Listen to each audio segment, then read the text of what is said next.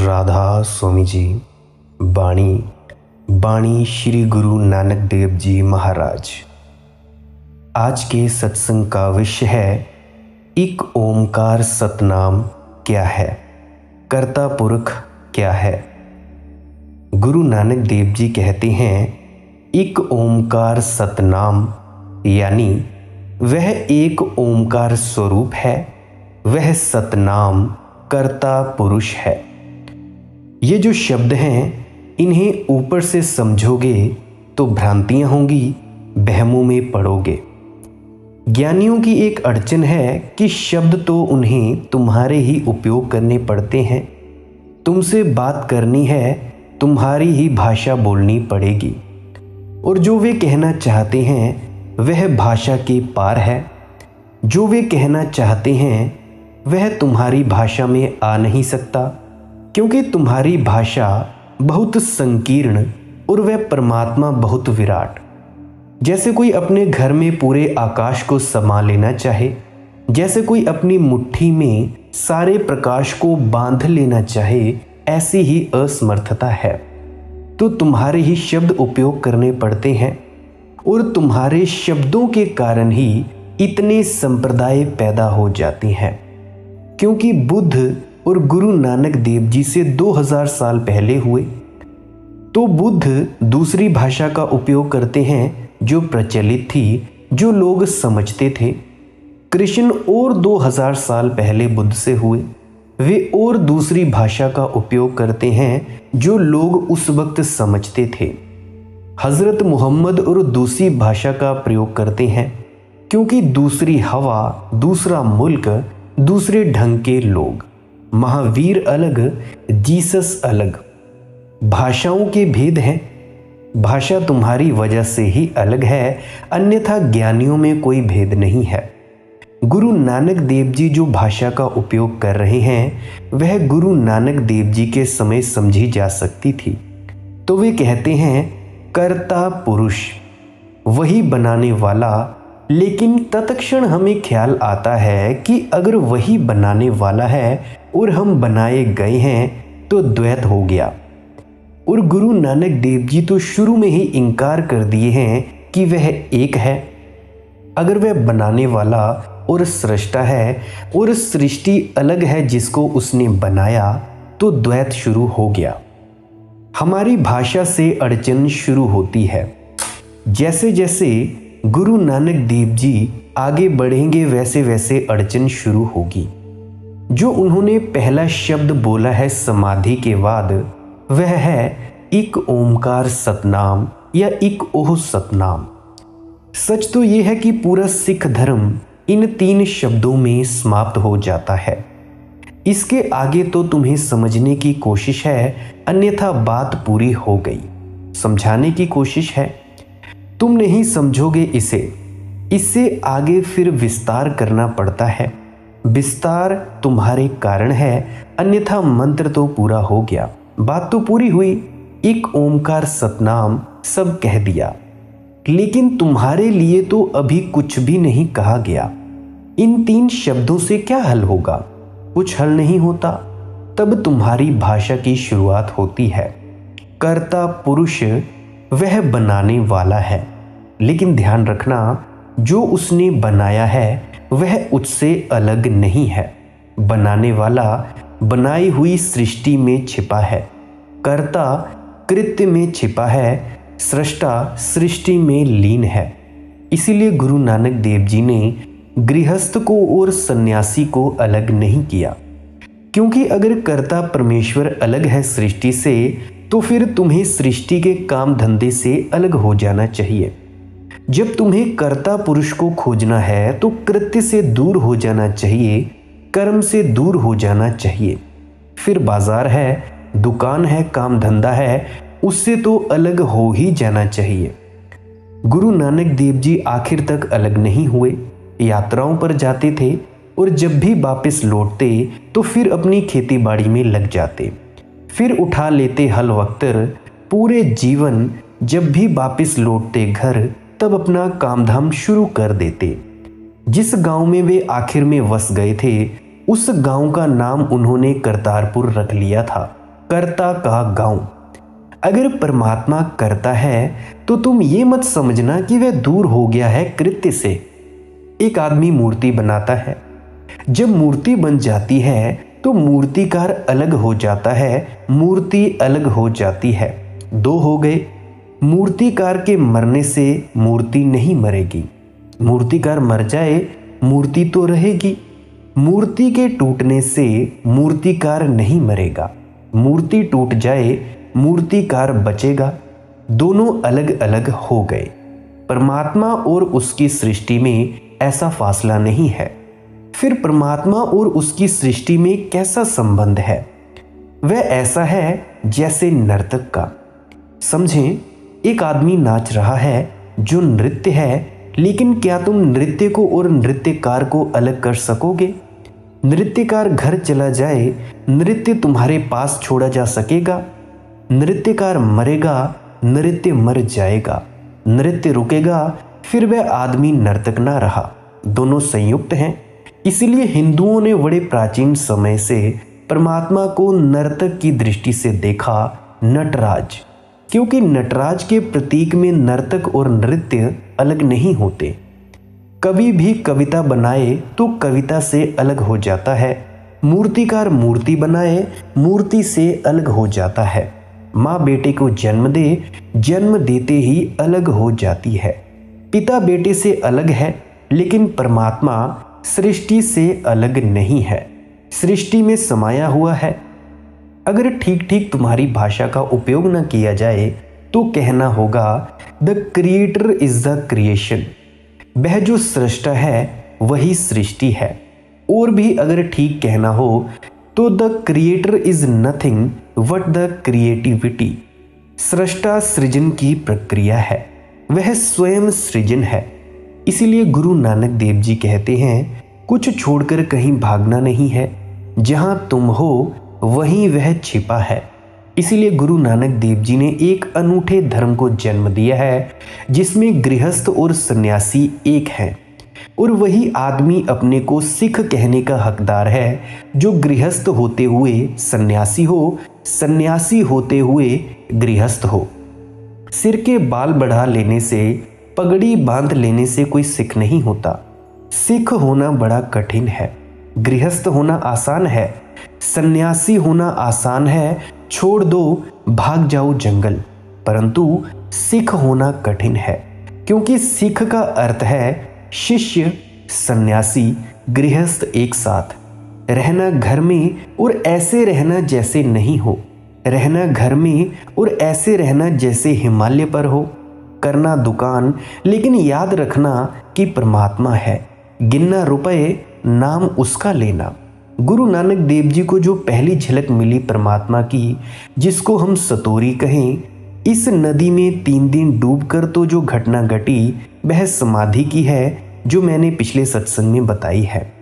उसके बाद तो वे परम पुरुष हो गए, पर उसके पहले अनेक छोटी छोटी झलकें मिली। जो पहली झलक गुरु नानक देव जी को मिली वह मिली एक दुकान पर, जहां वे तराजू से गेहूं और अनाज तौल रहे थे। अनाज तौलकर किसी को दे रहे थे, तराजू में भरते और डालते। मोदी खाने में काम करते थे, कहते 1 2 3, ऐसे ही 10 11 12, फिर पहुँचे 13। पंजाबी में 13 का जो रूप है उसको कहते हैं तेरा। उन्हें याद आ गई परमात्मा की, तेरा दाइन दाऊ धुन बन गई। फिर वे तोलते गए, लेकिन संख्या 13 से आगे न बढ़ी। 13 13 13 कहते रहे, भरते तराजू में डालते और कहते 13, भरते तराजू में और डालते और कहते 13, क्योंकि आखिरी पड़ाव आ गया। 13 के आगे कोई संख्या है, मंजिल आ गई। 13 पर सब समाप्त हो गया। लोग समझे कि पागल हो गए। लोगों ने रोकना भी चाहा, लेकिन वे तो किसी और लोक में है। वे तो कहे जाते हैं 13, डाले जाते हैं तराजू में, तोले जाते हैं और 13 से आगे नहीं बढ़ते। 13 से आगे बढ़ने को जगह भी कहाँ है? 2 ही तो पड़ाव हैं, या तो मैं या तो तू। मैं से शुरुआत है और तू पर समाप्ति है।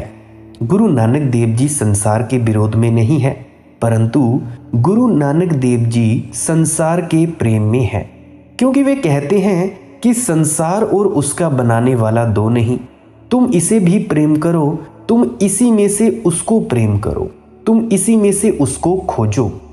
तो गुरु नानक देव जी जब युवा हुए और घर के लोगों ने कहा शादी कर लो, तो उन्होंने नहीं नहीं कहा। सोचते तो रहे होंगे घर के लोग कि ये ना कहेगा, क्योंकि बचपन से ही इसके ढंग ढंग के नहीं थे।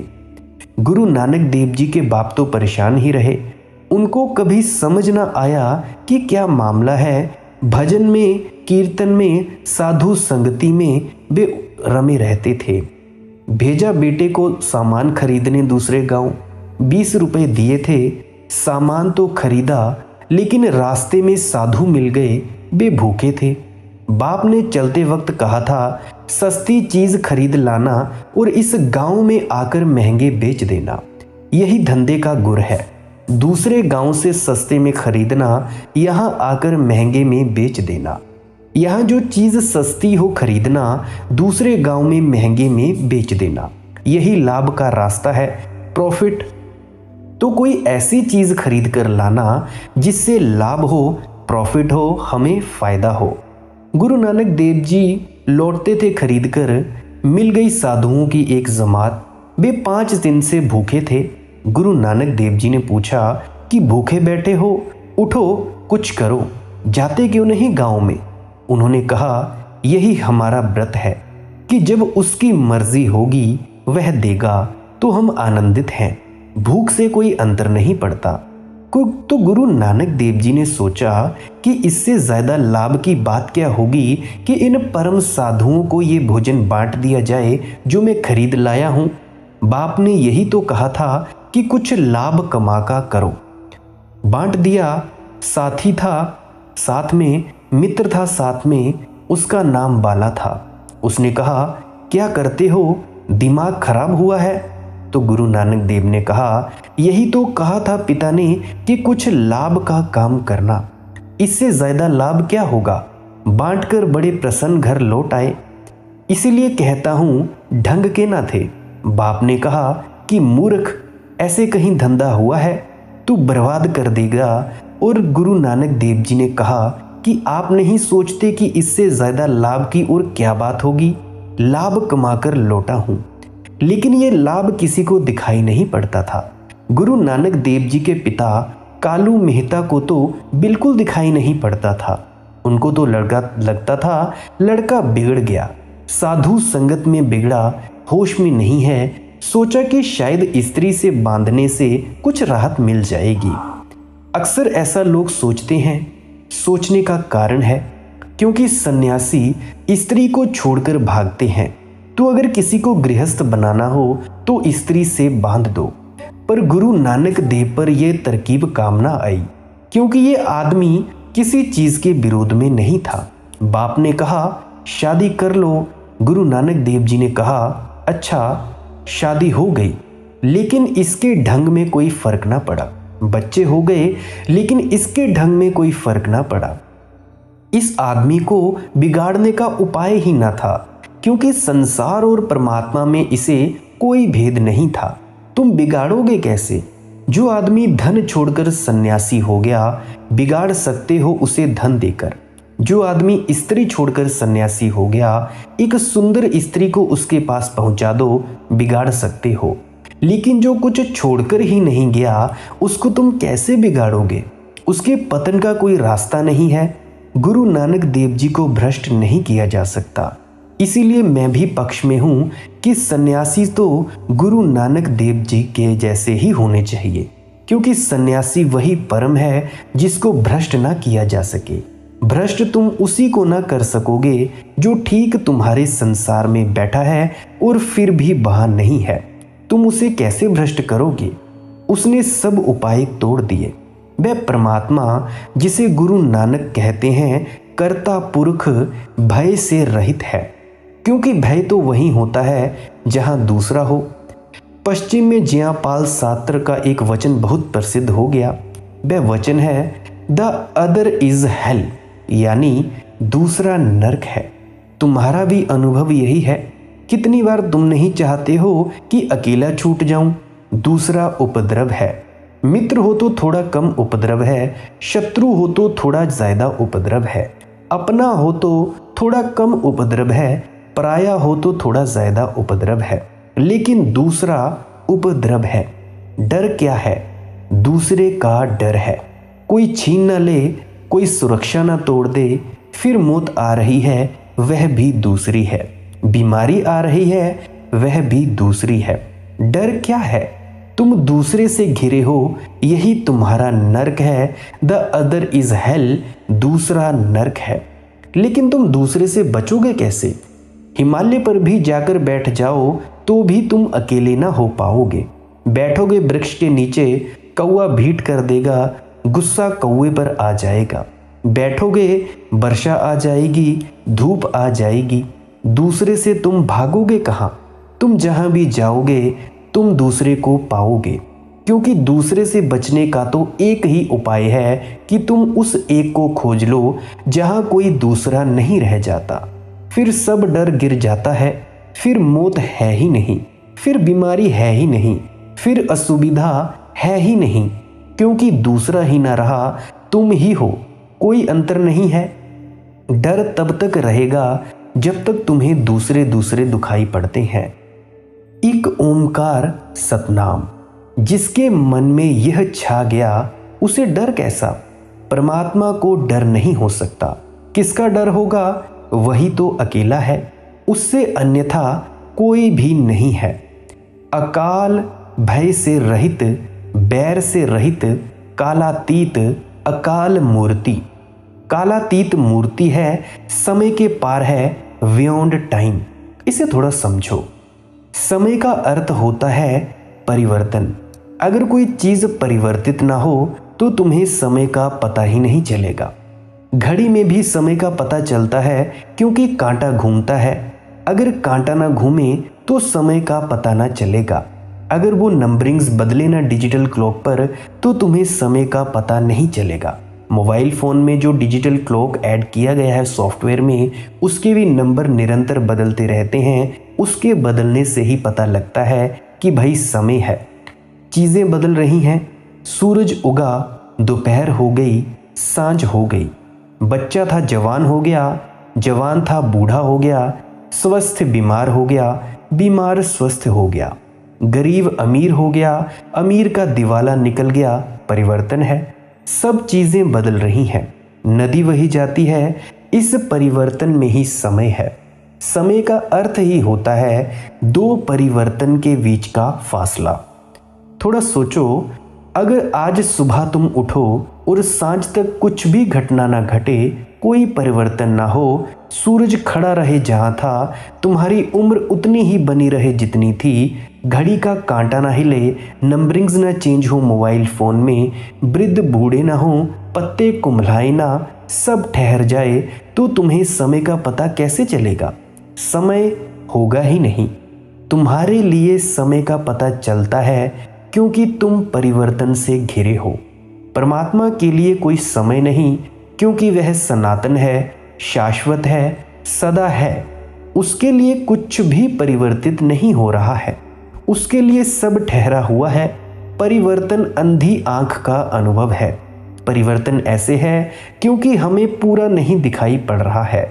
अगर हमें पूरा दिखाई पड़ जाए तो हमें परिवर्तन समाप्त हो जाए। परिवर्तन के समाप्त होते ही समय खो जाता है। समय परिवर्तन को नापने का माध्यम है। परमात्मा के लिए सब वैसा का वैसा है, कुछ बदलता नहीं, सब ठहरा हुआ है। कालातीत अकाल मूर्ति अयोनि स्वयंभू। वह किसी योनि से पैदा नहीं होता। परमात्मा का ना तो कोई पिता है और ना ही माता, और जो भी योनि से पैदा होता है वह परिवर्तन की दुनिया में प्रवेश कर जाता है। तुम्हें भी अपने भीतर उसी को खोजना है जो अयोनिज है, जो योनि से पैदा नहीं हुआ है। यह शरीर तो पैदा हुआ है, मरेगा। यह शरीर तो दो शरीरों के जोड़ से बना है, बिखरेगा। जब वे दो शरीर ही बिखर गए तो यह शरीर कैसे बचेगा जो उनसे मिलकर बना है? लेकिन इसके भीतर अयोनिज भी है, जो गर्भ में आया, जो गर्भ से पहले था और जो अभी छोड़ दे तो शरीर मुर्दे की भांति पड़ा रह जाएगा। इस शरीर के भीतर कालातीत प्रवेश किया है। अकाल पुरुष इस शरीर के भीतर भी मौजूद है। यह शरीर जैसे उसका सिर्फ वस्त्र मात्र है, एक घर है जिसमें ठहर गया है। लेकिन तुम जब इसे अपने भीतर पाओगे तभी तुम गुरु नानक की वाणी को समझ पाओगे।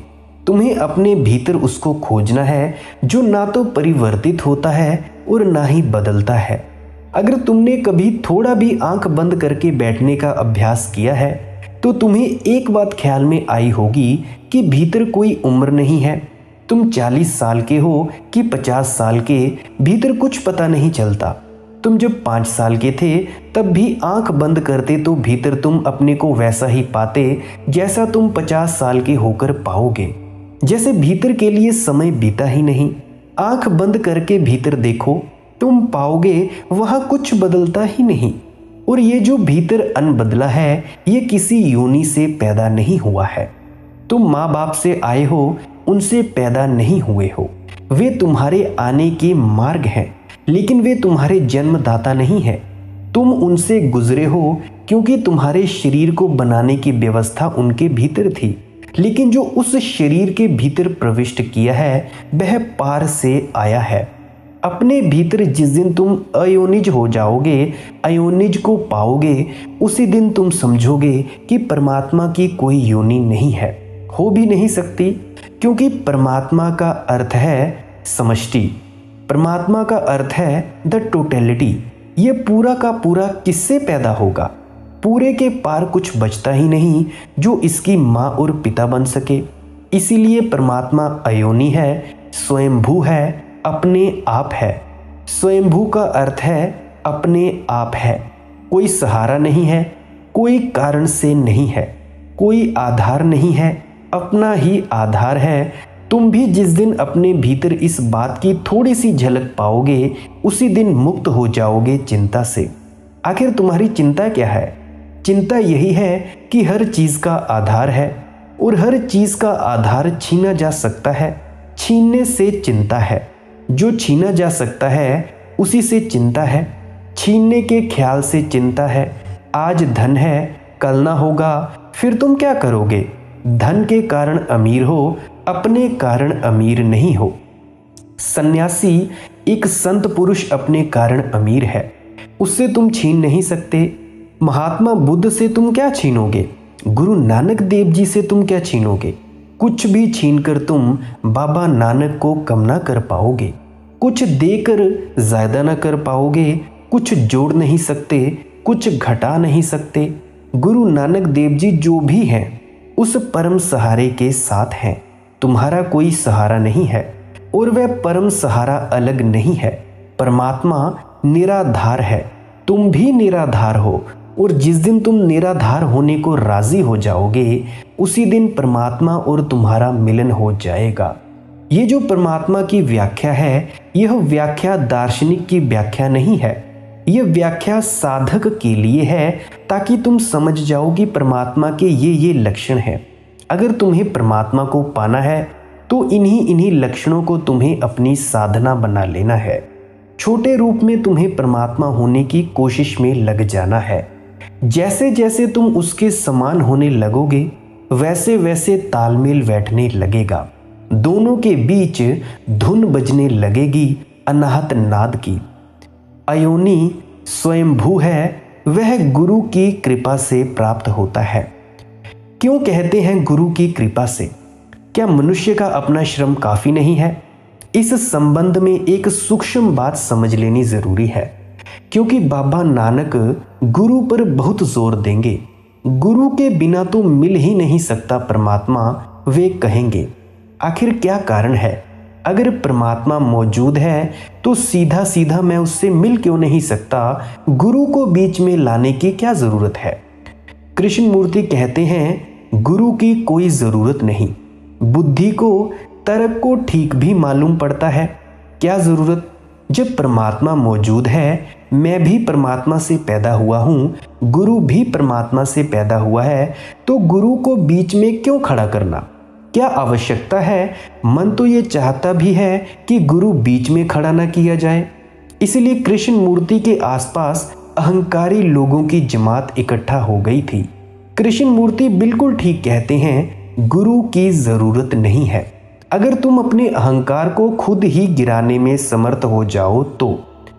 लेकिन अपने अहंकार को गिराना वैसे ही कठिन है जैसे अपने ही जूते के बंद को पकड़कर खुद को उठाना। अपने अहंकार को गिराना वैसे ही मुश्किल है जैसे कुत्ता अपनी ही पूंछ को पकड़ने की कोशिश करे। जितने जोर से छलांग लगाता है उतनी जोर से पूंछ भी छलांग लगाती है। अपने अहंकार को तुम गिराओगे कैसे? अगर गिरा सकते हो तो कृष्ण मूर्ति ठीक कहते हैं, बिल्कुल ठीक कहते हैं, कोई भी जरूरत नहीं है किसी गुरु की। लेकिन वही सारी उलझन है। अगर तुम अपने अहंकार को गिराने में समर्थ भी हो जाओ और यह कहो कि मैंने अहंकार अपना गिरा दिया, तो यह नया अहंकार पैदा हो गया। यह पुराने से ज्यादा खतरनाक है। गुरु की इसलिए जरूरत है कि यह दूसरा अहंकार पैदा ना हो सके। तुम कहोगे गुरु प्रसाद से, नहीं तो तुम ये अहंकार बना लोगे कि मैं कितना विनम्र, मुझ जैसा कोई भी विनम्र नहीं है। अब ये मैंने नए रास्ते पकड़े, ये अहंकार ने नई तरकीबें खोजी। कल कहता था मुझसे धनी कोई भी नहीं, अकड़। आज कहता है मुझसे विनम्र कोई भी नहीं, अकड़ वही है। रस्सी जल गई, अकड़ रह गई। अकड़ को कौन मिटाएगा? इसीलिए गुरु नानक देव जी का बड़ा जोर है। परमात्मा को पाने में तो कोई अड़चन नहीं, सीधे ही पाया जा सकता है, क्योंकि वह सामने ही मौजूद है, तुम्हारी नाक के बिल्कुल सीध में।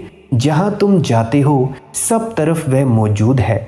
लेकिन एक अड़चन है, और वह अड़चन ये है कि तुम भीतर खड़े हो, इसे तुम कैसे गिराओगे? इसीलिए गुरु प्रसाद से। साधक श्रम करेगा लेकिन धारणा यही रखेगा, होगा गुरु की कृपा से। ये जो गुरु कृपा की धारणा है, ये तुम्हारे अहंकार को बनने ना देगी, पुराने को गिरा देगी, नए को बनने ना देगी। अन्यथा एक बीमारी जाती है, दूसरी उसकी जगह खड़ी हो जाती है। और इसीलिए एक बड़े मजे की घटना घटी है। कृष्ण मूर्ति के पास अहंकारियों की जमात इकट्ठा हो गई है। वह जमात उन लोगों की है जो किसी के सामने झुकना नहीं चाहते। उनको बिल्कुल राहत मिल गई, किसी के चरण नहीं छूना चाहते। उनको बड़ा सहारा मिल गया। उन्होंने कहा गुरु की कोई ज़रूरत ही नहीं, हम खुद ही पाल लेंगे। और यही अड़चन है।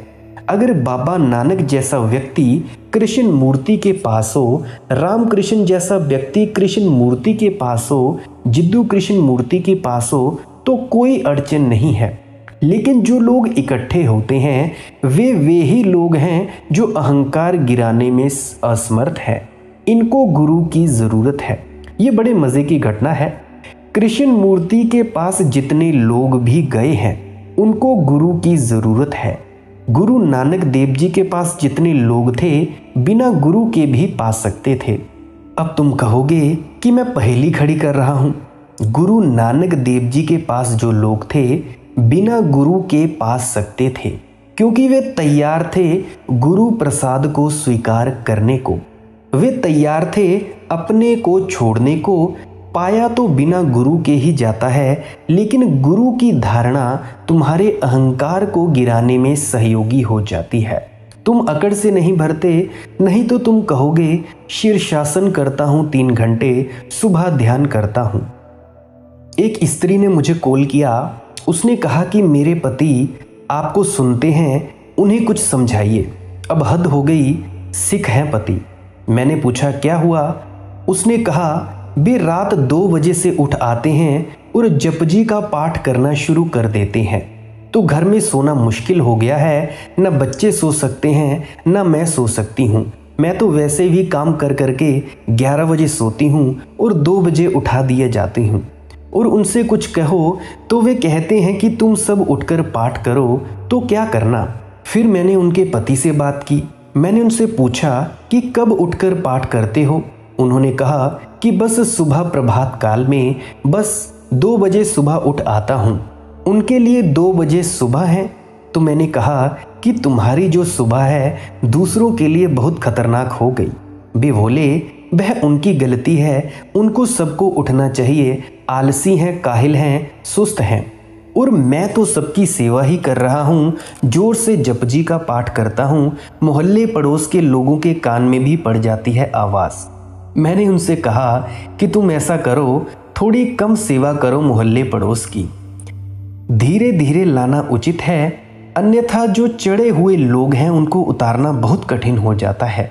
उन्होंने कहा कि ऐसा कभी नहीं हो सकता, आप क्या मुझसे मेरा धर्म छीनना चाहते हैं?